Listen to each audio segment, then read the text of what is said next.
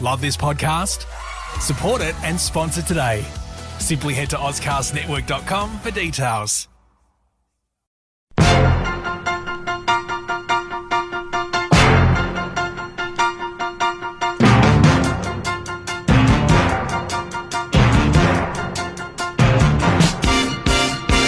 Welcome, ladies and gentlemen, to The Garage, the Court of Public Opinion. I'm Jeremy Cordo. Peter Clayton is behind the camera.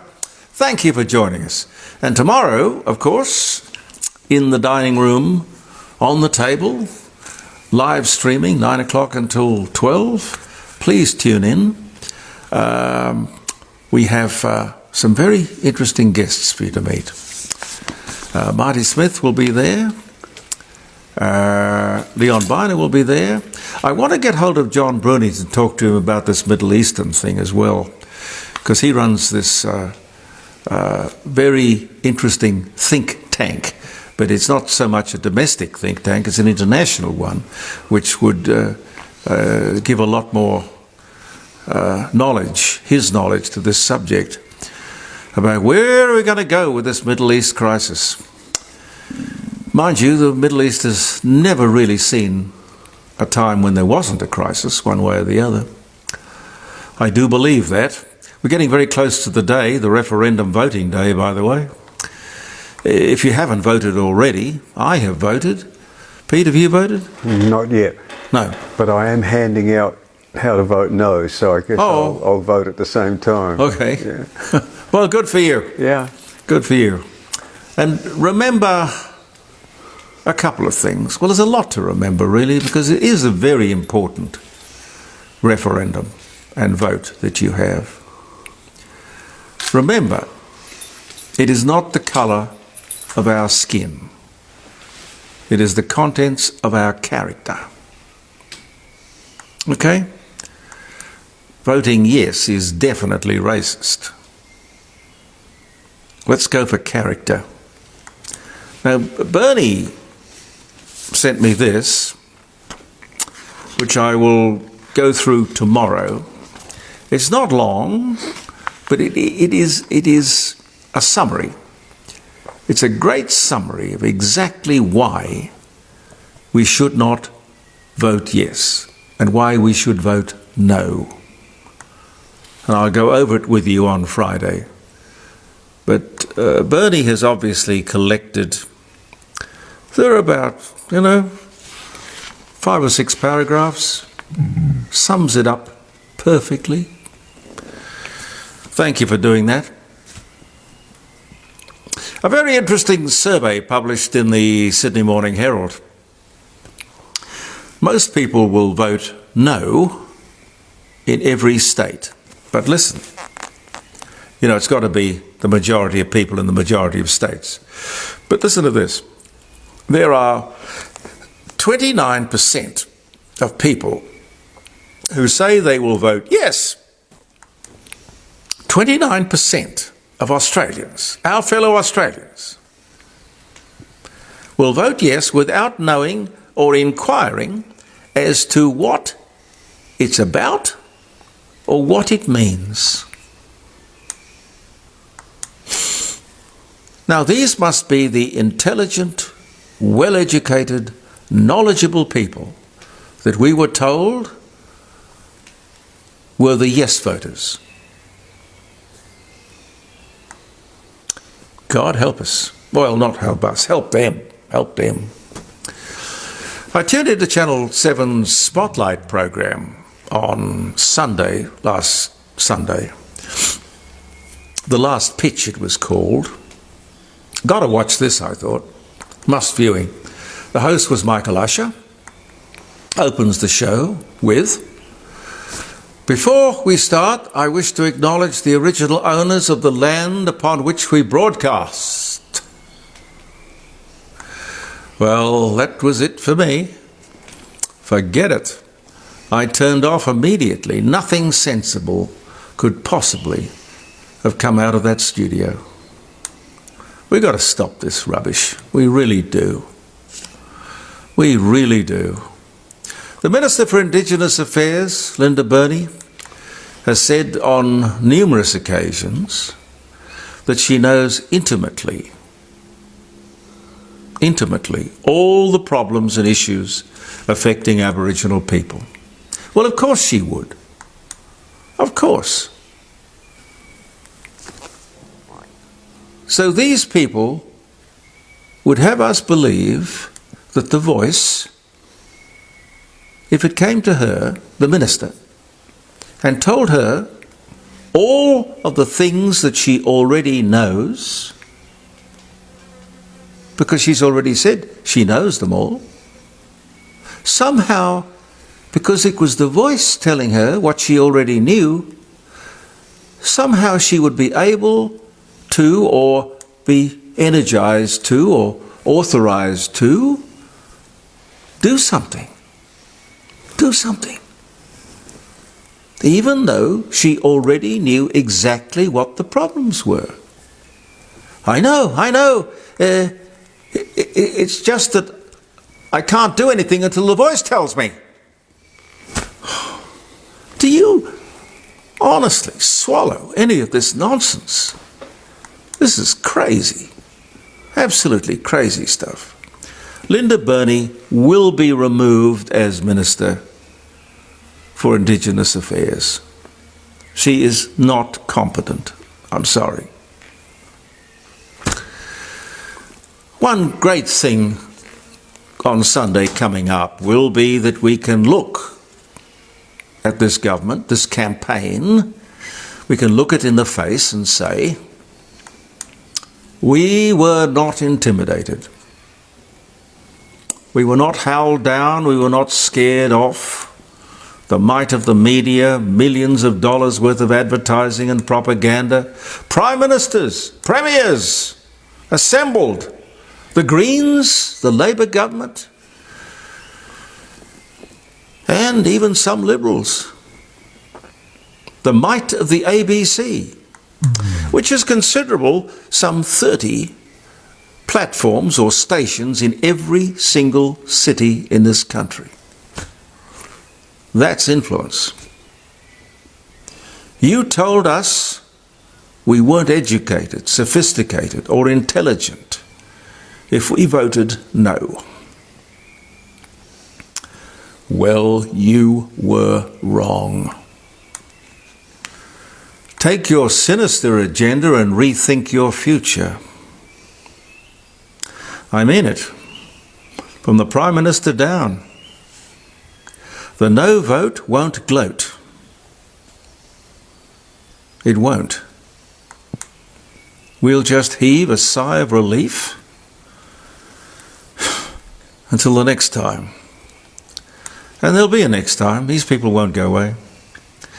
We were talking on jeremycordeaux.com on last Friday, among other things, this ridiculous $2 billion a year that we're giving to the Pacific nations. All of these little corrupt Pacific islands complaining that they need compensation.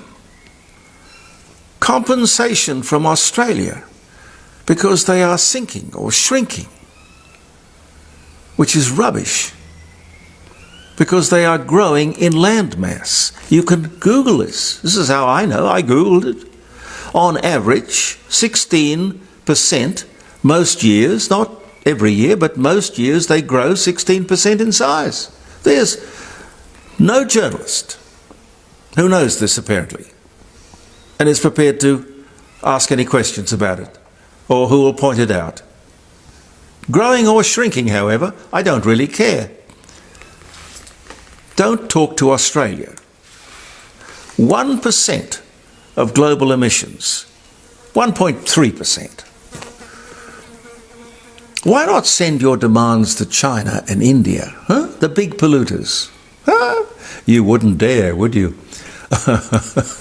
You wouldn't dare. You'd get very short shrift. I am thoroughly tired of it. We pay our taxes, and these idiots in Canberra fall for this sort of, there's no other word for it, extortion. $2 billion. And do you think if the water was coming up in the South Pacific, it wouldn't be coming up all over the world? You know, a rising tide lifts every boat.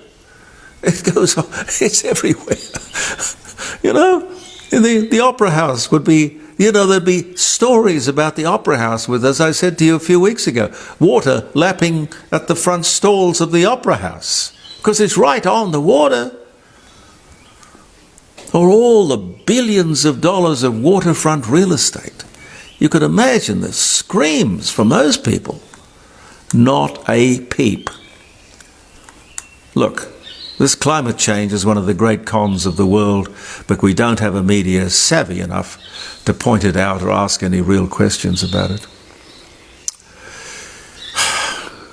I don't know how universities allocate their research money. I'd like to know, however. I'd like to know who approves, you know, particular projects. But this is a doozy. Queensland University have been studying the severity of sentences handed down to climate activists. This has been over the last couple of years. Why? Well, I don't know. Why? Clearly the slap on the wrist that's been going on before hasn't been working, so let's get serious. These are the people who have been hanging off bridges, delaying traffic, frustrating train travellers, motorists. They glue their hands to the road. They stick their hands with super glue to priceless works of art. And they say it's all about a certain hatred we have of oil and gas and the modern way of life, which of course they seem to enjoy just fine. You can't tell me that these idiots rode to these demonstrations on bicycles. Anyway, it seems the courts have been handing out jail sentences in the last couple of years, where they hadn't been doing that before. They'd been just issuing a fine. Well, golly, academics are outraged. In high dudgeon at the court system. Too severe, they think. Could it be that the courts are just reflecting the frustration and intolerance of the general public? I would think so. I'll do you a few dates. Yes, it's back. The fly's back. You don't suppose it's a bewitched member of the executive at 5AA, do you? Maybe. Well, look, you're not sabotaging me, dear friend. You are you're adding another ingredient to our podcast. It's fine. Yeah, before we do some dates, I want to throw to another little piece that Mark has sent me. This is one about culture.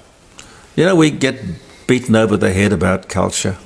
You know, someone's culture is important, and, well, I mean, to him or her it is, but, well... And it does get into things like multiculturalism. I think you'll be interested in it. I certainly was, I know that. Before I leave you, I will wish you a happy birthday and a happy wedding anniversary. October 12, my son Saxon's birthday. Happy birthday, Saxon. 1996. I must tell you the story how he got his name. There are not many Saxons around the place. I won't do it now, I'll do it another day. It is an interesting story. Anyway, 1999. It's the day of 6 billion. 6 billion people. It was proclaimed the day of 6 billion. For the first time in the world, we had 1999. How they would know that, but the 6 billionth person was born. And no, it wasn't Saxon. Oh dear, we're up to, I think, what is it, Pete? 8 billion? 8 now, I think. Yeah, we don't have a climate problem, we have a population problem, yes. actually. 1809, the children's rhyme Three Blind Mice is published in London in a book entitled, or edited by, and possibly written by, Thomas Ravenscroft. 1609. Three Blind Mice.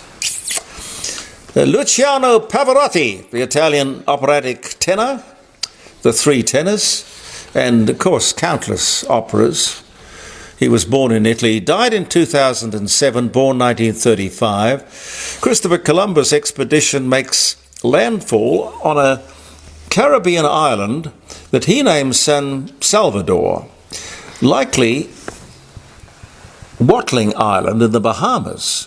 The explorer believed that he had reached East Asia. Okay, that was 1492 on this day. Brian Cobby, British actor. Evita, The Nudist Story. I don't know about that one. The first male voice of the British-speaking clock. I like finding these obscure things for you. Can you imagine sitting there all day? At the third chime, it will be 1:03. At the fourth chime, it will... I don't believe any... How would you pay somebody to do that? Pete? Well, Amazing. I guess they must have. Yeah. The first voice of the British-speaking clock. Born in Birmingham, in England. He died in 2012, born 1929. Hugh Jackman, Australian stage and screen actor and singer. The Boy from Oz, X-Men, Wolverine, The Greatest Showman. Born in Sydney, Australia. I liked him in Oklahoma when he came here as a kid at the Festival Theatre. He performed Oklahoma brilliantly. He wouldn't have been more than about 18 or 19 at the time. Anyway, that was 1968 that he was born. 1915, the Ford Motor Company under Henry Ford manufactures its 1 millionth automobile at the River Rouge plant in Detroit. That was in 1915. Trevor Chappell, the Australian cricketer, all-rounder. What was he famous for, Pete? You're a cricketer. Oh, the underarm bowl. The underarm, that's the one. The underarm bowling controversy, South Australia. Born in Adelaide, South Australia, 1952. Steven Spielberg weds Kate Capshaw, his female lead in Indiana Jones and the Temple of Doom, 1991. I don't know if they're still together. I hope they are. 1900, the first modern submarine is commissioned by the US Navy as the USS Holland. 1900 was the year. It was named after its designer, John Philip Holland. Wonder what it looked like. I'm sure there are pictures of it somewhere.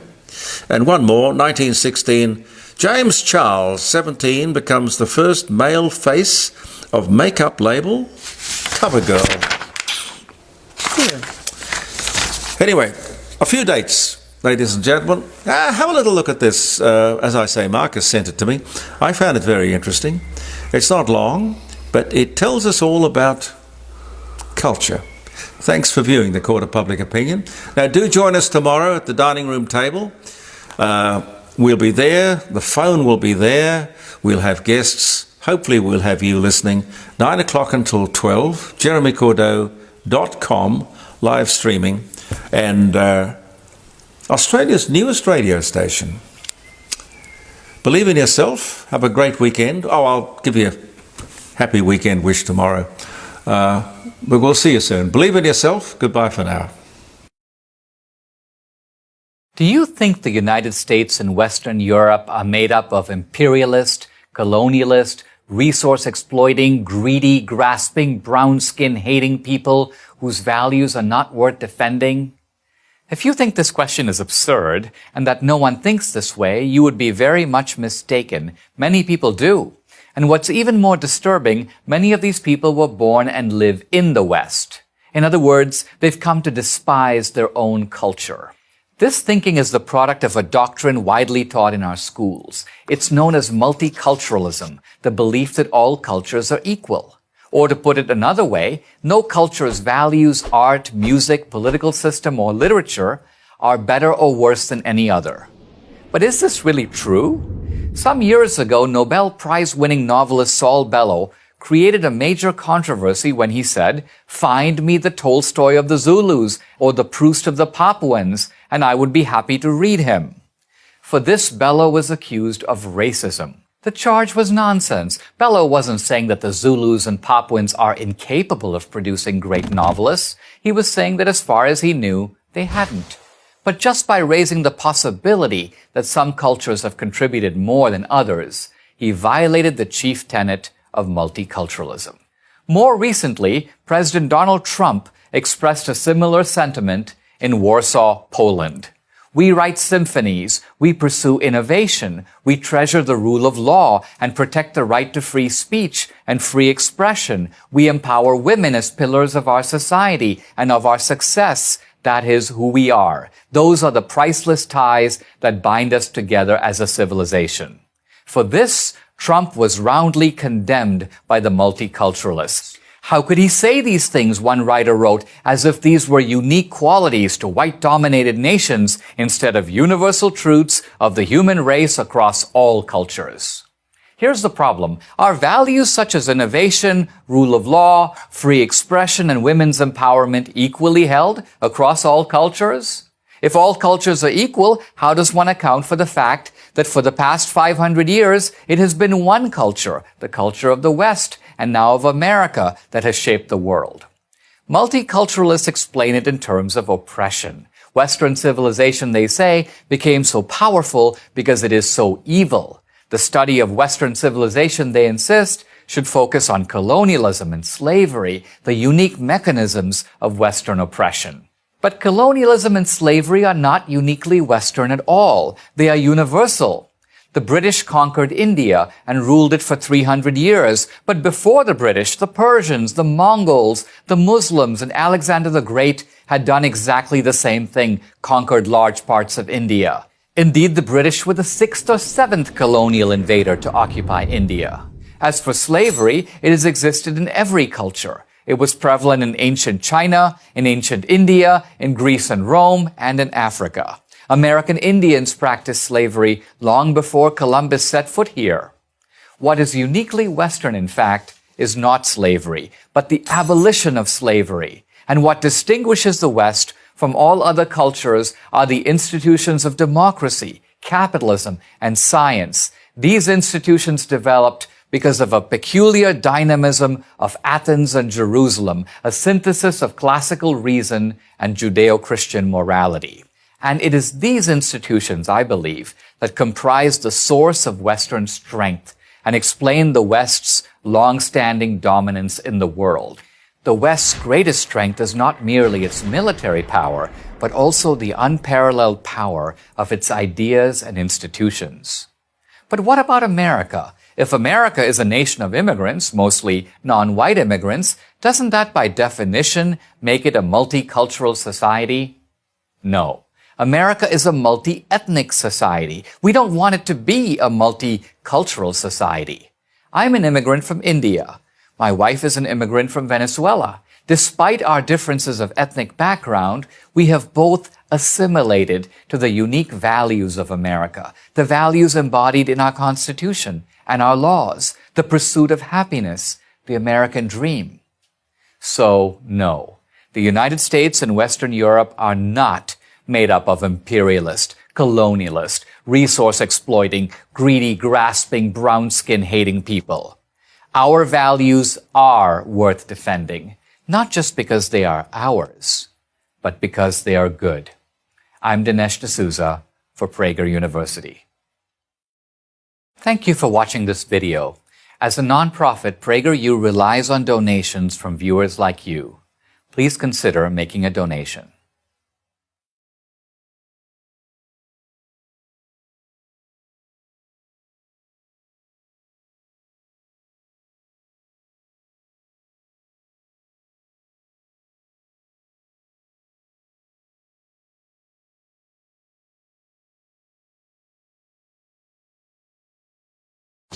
Love this podcast?